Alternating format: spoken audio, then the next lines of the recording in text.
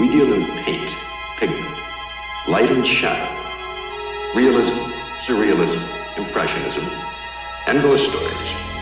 An interest in the oddball, a predilection toward the bizarre. And this place is nothing if it isn't bizarre. There's no admission, no requirement of membership, only a strong and abiding belief in the dark at the top of the stairs, or things that go bump in the night. The name of this place, should you have come in here accidentally out of the rain, is the Night Gallery. All right, welcome back, art lovers, to Midnight Viewing, the Night Gallery podcast. I'm Father Malone, and with me here in the gallery are, from Dreams for Sale, the Twilight Zone 85 podcast, Mr. Mike White. Have we met them before? And from Chronicles from the Crypt, the former casualty, Mr. Chris Stashu. But what if we don't know if the doors are closed? If we can be good or bad? Oh, we're going to get to that here. We are discussing Season 2, Episode 7. This one aired on November the 3rd, 1971, broken into two segments, Midnight Never Ends and Brenda. Tonight's first selection, a painting suggesting solitude, or at least solemnity, as viewed during the midnight hour. It tells a tale of two young people caught inexorably in a recurring nightmare, with a finale on the jolting side. Our painting, with the somewhat familiar face, is called Midnight Never Ends, and this is the Night Gallery. Now, Midnight Never Ends was written by Rod Serling, based on a half dozen or so earlier teleplays by Rod Serling, like Five Characters in Search of an Exit and A World of His Own.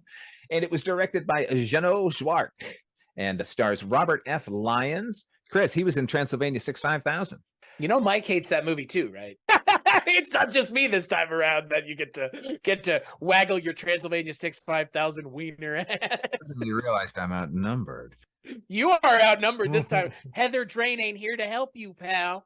And Trevor isn't either. Heather, help me. It also stars Susan Strasberg, daughter of Lee Strasberg, who starred in my favorite TV movie of all time, Mazes and Monsters, with Tom Hanks. And also stars Joseph Perry. It is the story of a motorist and a hitchhiker with the strange feeling that they've done all this before. And what is that strange clacking in the heavens? Mike, what'd you think of this one? Oh man, I could see that twist coming a mile away, and boy, oh boy, did I really want it to not be that twist. But it was, and I sat through it, and I'm mad. How about you, Chris? You know, Father Malone. God, he's winding up. Yeah, I'm winding up all right. I've been doing this for 8 years now, going on 9. It'll be 9 at the end of 2023. This may be one of the worst hours of anything I have ever had to watch for anything I've ever podcasted about. And you have been privy to a lot of bad stuff that we've talked about together, Father Malone. And we've been privy to bad stuff that we've all talked about together on the aforementioned Dreams for Sale. This is, without a doubt, one half of the worst episode of TV I may have ever seen, at least up until this point. This episode's twist is so foreshadowed, it's literally the painting. It's so fucking infantile in what the expectations are from you as an audience that they can't even be bothered with giving it an interesting twist. It is exactly what they say it's going to be. They don't even care about you as an audience enough to do something different other than exactly what you're expecting as an audience member. And the fact that it's Rod Serling, yeah, makes sense. Because at this point, Rod, I wish you would just go away. That's mean. Yeah, well, this episode segment is fucking awful.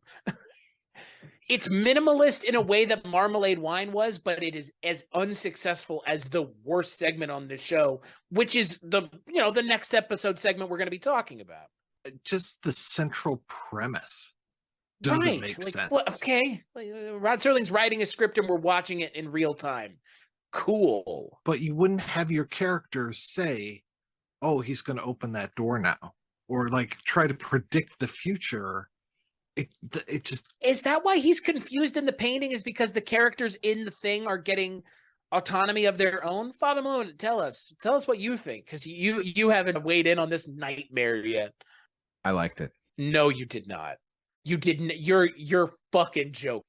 No, I kind of did, actually. I'll tell you why. You're gonna have to, because I wouldn't believe you otherwise. Okay. I mentioned two Serling scripts he wrote before that are basically the same thing. It's 5 characters in search of an action, which is great. It's a great episode. There's no question. Which is kind of based on a earlier play, Yes. correct? Five actors in search of an author or something. Yes, exactly. And the other one was A World of His Own, where an author can create anything he wants, you know, and basically records it on a piece of tape. Remember that? And at the end, they had the little bit where Rod Serling comes in. He's like, "This is all just a joke." He's like, "Rod, you shouldn't say that," and he burns it up. Keenan Wynn burns up the piece of tape and Rod Serling disappears.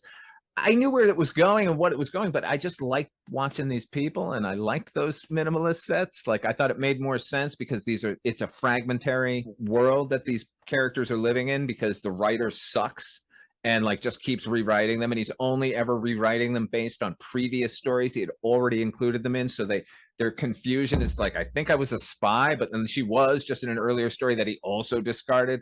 In that aspect, I really liked it because I understood why the characters, look, it doesn't make sense why they're suddenly conscious, because clearly somebody's writing them to say these things. So that's a conflict that doesn't make any sense at all. But the idea of characters kind of becoming sentient to the point where they know how poor they are because of how poor their author is, I like that idea a lot. I don't think it works overall. I think there are some shots that are kind of cool. I don't know. It didn't bother me as much as it bothered you guys. I certainly I wouldn't say anything in the last season, the season 7 of Tales from the Crypt, is better than this thing. This, like, 20 minutes of whatever. Give me that, Chris. No, I will. I mean, I'm not even going to pretend like what you said is wrong. Like, you're completely right.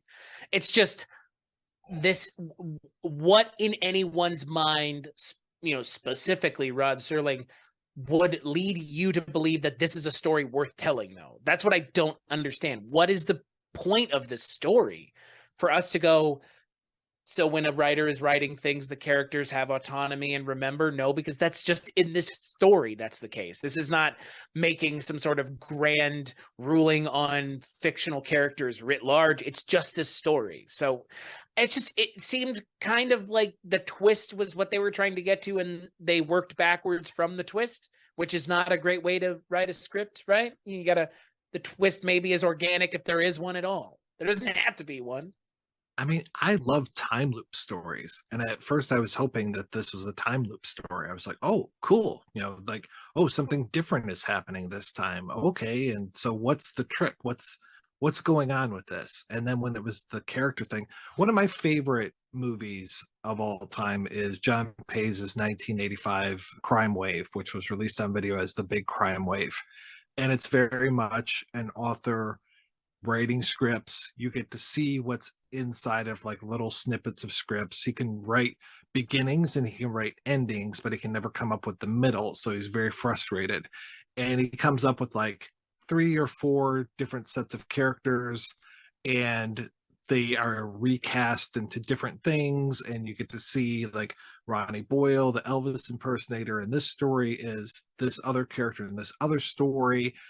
Really well done. Like I said, one of my favorite things in the world. And then I see this and I'm just like, I've seen this done so many times, of these characters kind of becoming self-aware and all these things. And I'm just like, it's not handled well here. Like, I've seen it handled really well, and I've seen it handled in even like a Carol Burnett skit where I'm just like, okay, yeah, they are in control of the narrative type of thing. Interesting, but not good.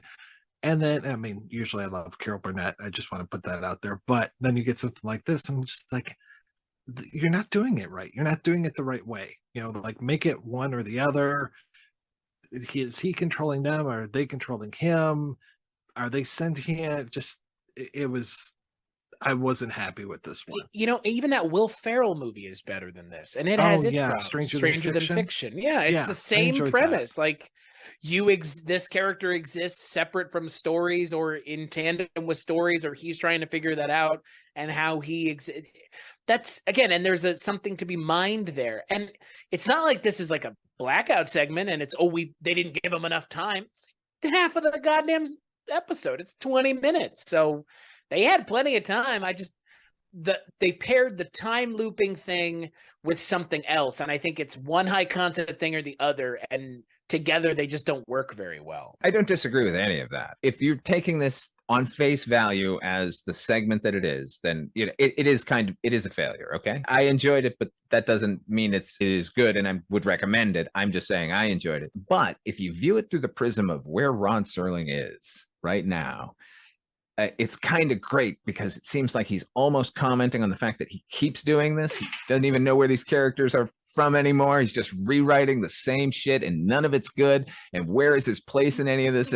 Like, where he is in his career and in this series, and if this is him working out his demons about where he has found himself in the Night Gallery, that makes me like it a lot. It doesn't work as a segment, but as sort of a socio-political examination of Rod Serling, I like it.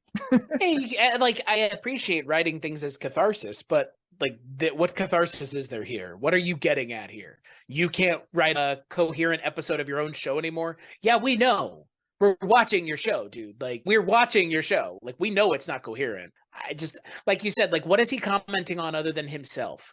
Right. Look, yeah, it's indefensible as drama or as, a piece entertainment. Right. As a metatextual comment on his own state of confusion, though, I think it soars. But then we'll probably get an episode from him next time we talk about episode 8 that may or may not be good. So what is he commenting on other than he can't do it and he keeps not being able to do it? So what are you really commenting on, Rod Serling? I don't understand. I can't do it, but I'm going to keep not doing it and wasting your time. Yeah, if this were this last episode, though, it would be great. Right. Oh, for sure. Yeah. We kind of ran into a similar thing on Barney Miller where they had Jack Sue they had an opportunity for him to be done with the show and they didn't take it. And this would be, if this were Rod Serling's final moment on the show, then that would be a masterstroke, but it's not. So it's about as far from it being his last thing with the show as possible. Yeah, let's just shuffle this down to the end of season 3 and then. Right. Could this have worked as a Twilight Zone episode? It did. It worked a couple of times as a Twilight Zone. So there you go. I think it's also maybe the third or fourth retread of it is just old news now, dude. Like, come on. Hold your horses, statue. They're held. Okay, in each of the episodes, I'm trying to shine a spotlight on some of our lesser known members of the Night Gallery family. In this one, don't hold the next segment against him because his writing is not bad here. But I want to talk about Douglas Hayes because this is his last contribution to Night Gallery. He wrote and directed The Dead Man in season 1. And wrote The Housekeeper under his The Housekeeper's one with Larry Hagman, which was really kind of fun and weird. Oh, yeah. Yeah. Now, this guy, Doug Hayes, one of his first gigs writing and directing on television was for Circus Boy, which is a deep, deep cut for Monkees fans. Oh, yeah. Goldens as a little boy. He spent the majority of the 50s writing Rin Tin Tin, which is 46 episodes of that. He was actually nominated for a WGA award for that. He was also nominated for a WGA award for his work on Maverick, the original Maverick television series. But his relationship with Rod Serling began in the 60s on Twilight Zone. He directed The After Hours. He directed Eye of the Beholder. He directed The Invaders.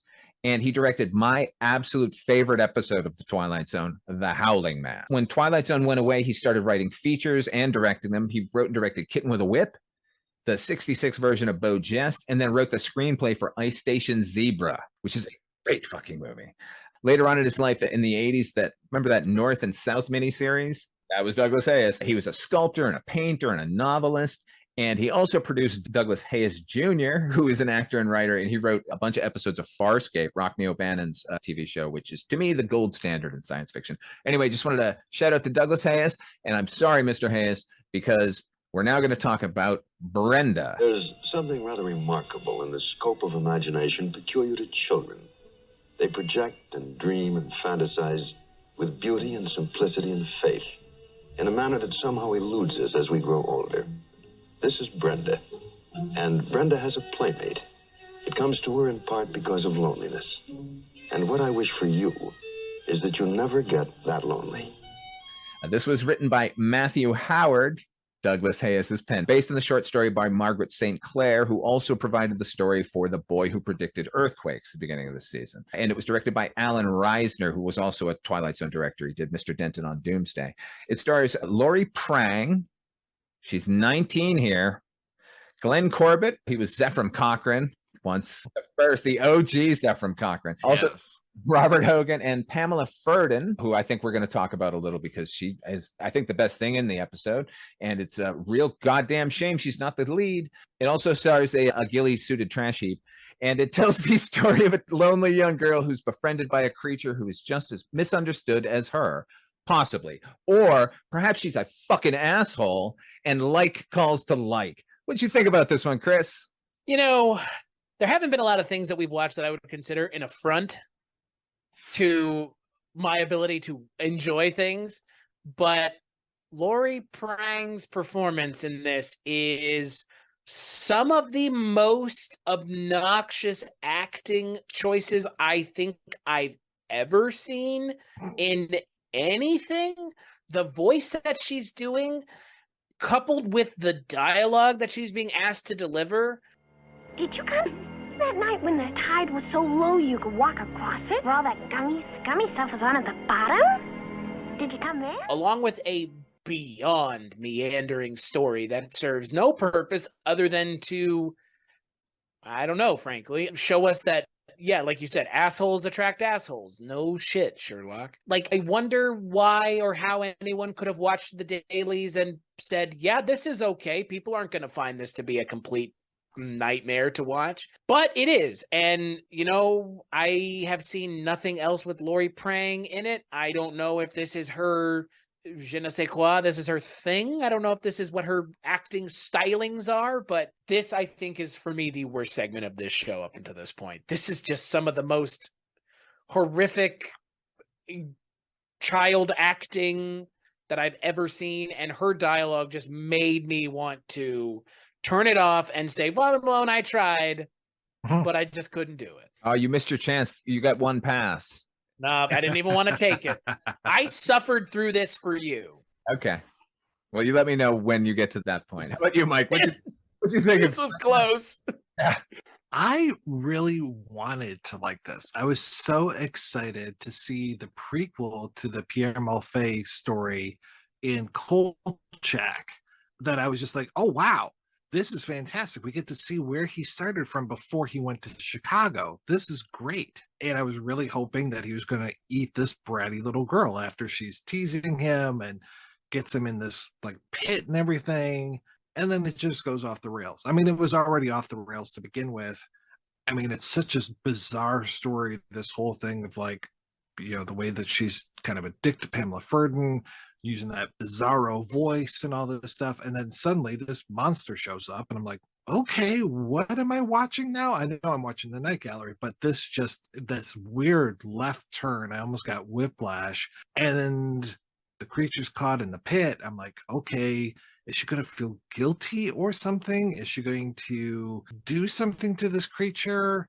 The moment when she comes downstairs and her dad, who doesn't do anything other than yell at her, when her dad and the other guy are there with like torches in the living room, and I'm just like, what am I watching? Oh, this is not good at all. And then the whole her with the doors and what's good and what's evil, I'm just like, she needs to be put away. She is a complete sociopath. She doesn't know what's good and what's evil. This was actually a prequel to the 4th episode of the 4th season of Sherlock, Mike. This is actually just Sherlock's long lost sister. And this is the island that she's stranded on with the giant trash goblin monster the entire time. This is the actual Mind Palace. This is what the Well, that show goes off the rails for me, but yeah.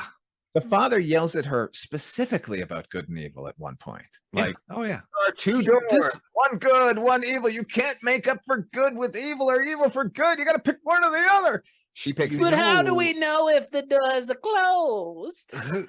You know, they've had this conversation so many times. There should have been a moment where they go out to look at the rabbits and they start talking about feeding the rabbits, and her dad just puts one in the back of her head. Yeah. Because it's just like, what in God's name was anyone thinking when this character was concocted from the muck of the amniotic fluid of creation? Like, who was saying to themselves, I want to create the most obnoxious child character known to man?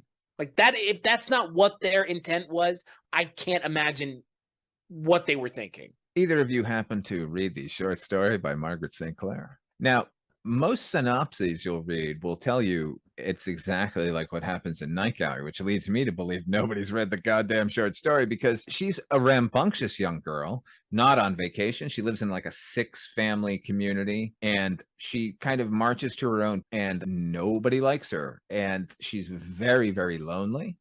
And then this creature emerges who is probably a manifestation of either her loneliness or the fact that she's a child transitioning to an adult. So this monster kind of menaces everyone but her, and then they capture it and they put rocks in it, and then she sits by it. Like a year doesn't go by, but she sits by it, telling it that she still loves it and like will wait for it. That seems kind of like a nice story. It's not spoon-fed to you, you just get the idea, and she's really, really straightforward about what is happening here.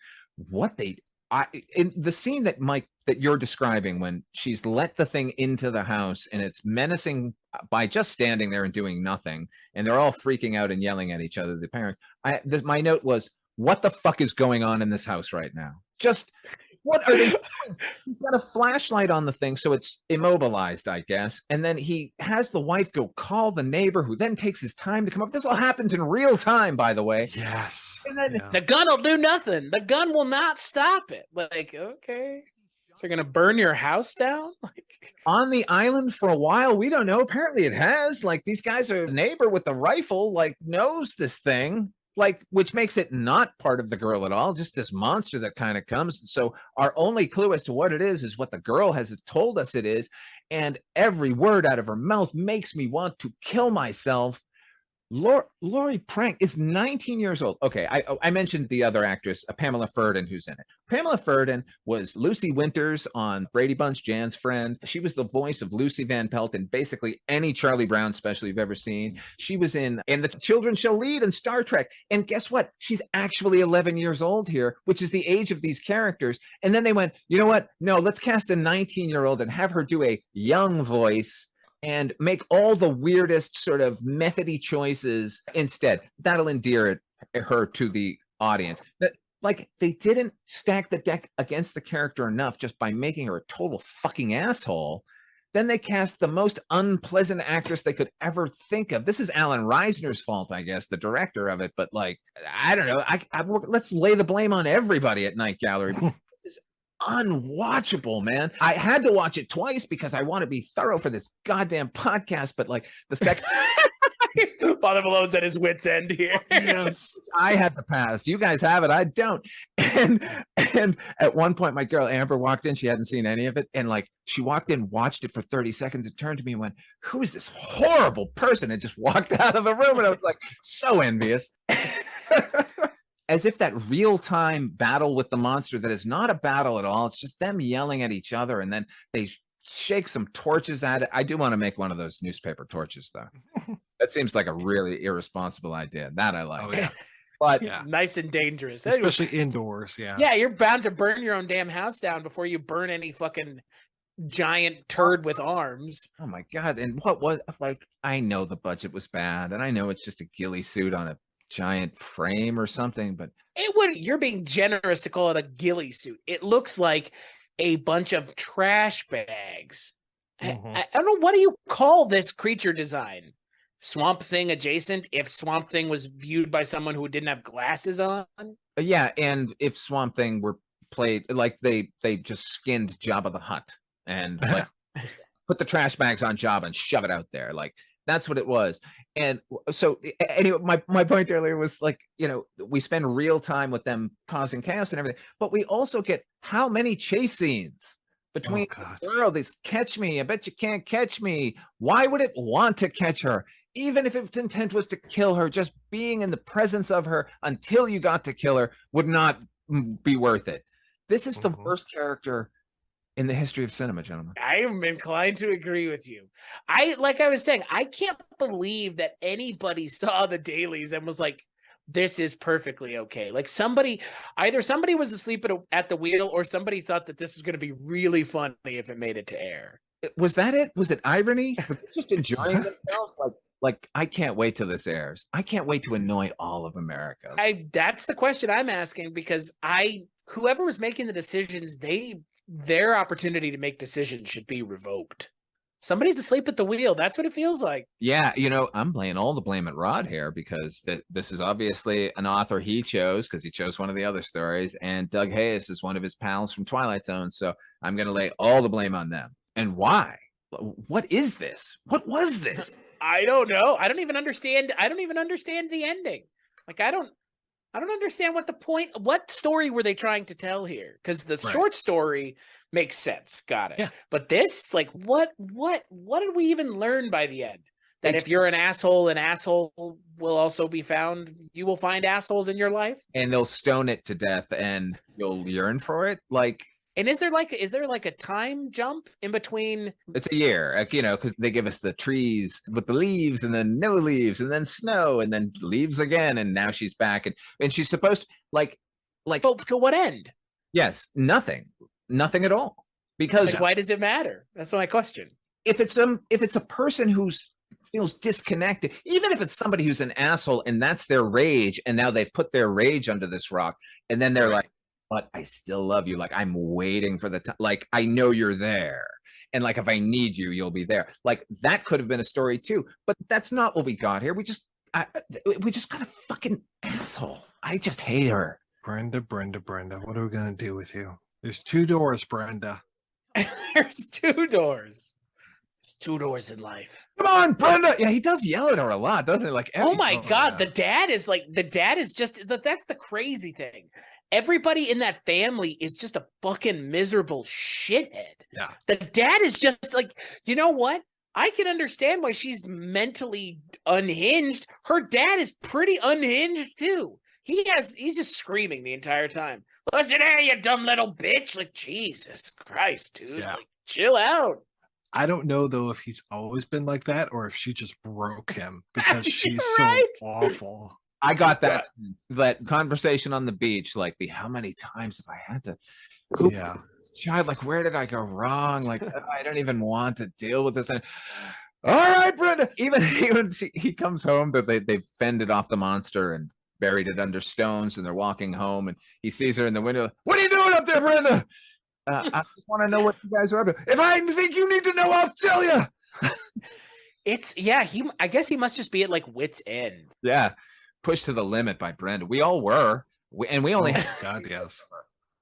Well, and what I don't understand is, like, how are we jumping a year forward in time and the dad hasn't just murdered her? That's it. It turns out it's her gravestone, right? Right. Like, or it should have been a year later, and it's her grave next to the creature's grave. Right.